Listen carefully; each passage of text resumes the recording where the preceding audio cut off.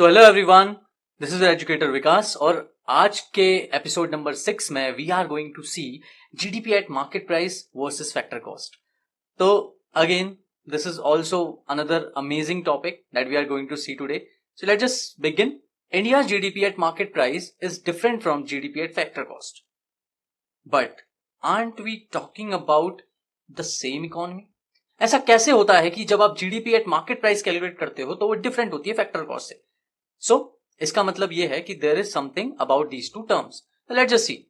So GDP at market price when you see it is nothing but the total value of goods and services at actual prices paid by the consumers including taxes and excluding subsidies. Basically include तो दोनों ही होते हैं लेकिन subsidies minus होती है और taxes add होते हैं when you see the GDP at market price. इसको हम डिटेल में भी एग्जांपल से भी समझेंगे बट पहले एक बार फैक्टर कॉस्ट को देखते हैं. So GDP at factor cost is nothing but the total earning of factors of production that is land, labour, capital, entrepreneur excluding the taxes and subsidies. इसके अंदर हम टैक्सेस और सब्सिडीज को इंक्लूड नहीं करते हैं. सो बेसिकली आप ऐसे कह सकते हैं जब कोई भी आपका प्रोडक्ट प्रोडक्शन से निकलता है, ठीक है, तो यानी कि उसको कोई भी प्रोड्यूसर प्रोड्यूस कर रहा है तो उससे निकला तो उसकी लागत कितनी आई, उसका कॉस्ट ऑफ प्रोडक्शन कितना है, that is what the factor cost is.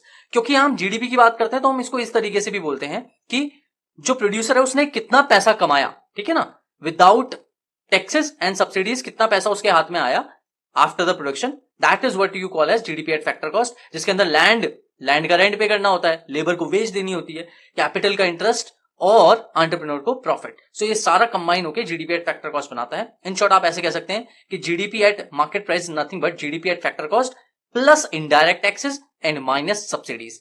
अभी एग्जांपल समझेंगे. ये जो टर्म है ना इनडायरेक्ट टैक्सेस एंड सब्सिडीज, इसी को हम कंप्लीटली बोलते हैं नेट इनडायरेक्ट टैक्सेस. सो जब नेट इनडायरेक्ट टैक्सेस को हम इस फैक्टर कॉस्ट में ऐड कर देते हैं तो वो हमें मार्केट प्राइस दे देता है. चलिए एग्जांपल से इसको समझते हैं क्विकली.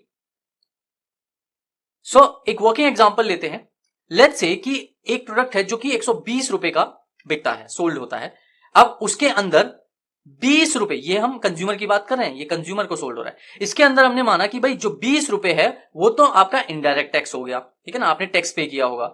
उसके अलावा गवर्नमेंट ने सब्सिडी दी 10 रुपए की ताकि ये अफोर्डेबल हो सके ये चीज. तो इसका मतलब ये है कि उस ऑब्जेक्ट की मार्केट प्राइस तो थी 120 रुपए, लेकिन फैक्टर कॉस्ट यानी कि कॉस्ट ऑफ प्रोडक्शन जो उसका आया निकल के वो 120 में से 20 आपने टैक्स माइनस किया और 10 सब्सिडी ऐड की विच बिकम्स 110. आप इसको दूसरे शब्दों में कह लीजिए कि 110 रुपए का कोई फैक्टर कॉस्ट आया था, उसमें टैक्स लगा 20 रुपए का और गवर्नमेंट ने सब्सिडी दी 10 रुपए की. सो अल्टीमेटली ये वो चीज कहलाएगी, यही मार्केट प्राइस आपकी है. Okay, so What people paid, it is 120 rupees और प्रोड्यूसर ने कितना कमाया, जैसे कि मैंने आपको बताया था कॉस्ट ऑफ प्रोडक्शन, और उसको हम दूसरे तरीके से भी बोलते हैं कि प्रोड्यूसर को कितना मिला, that is 110 and that's GDP at factor cost. So आप ऐसे कह सकते हैं कि भाई मार्केट प्राइस आपका क्या है, कंज्यूमर जितना पे करता है, फैक्टर कॉस्ट क्या है, जितना प्रोड्यूसर या वर्कर्स एक्चुअली कमाते हैं. ये डिफरेंट क्यों है, क्योंकि भाई गवर्नमेंट जो है वो स्टेप इन करती है और इस फैक्टर कॉस्ट में टैक्सेस ऐड करती है अलग अलग तरह के और उसके बाद सब्सिडी देती है, ठीक है ना. समराइज करें तो GDP at market price is nothing but the customers view, यानी कि भाई कस्टमर को कितना पड़ रहा है, और फैक्टर कॉस्ट का मतलब है इकोनॉमी की इंटरनल अर्निंग यानी कि कॉस्ट ऑफ प्रोडक्शन कितना है उस चीज का.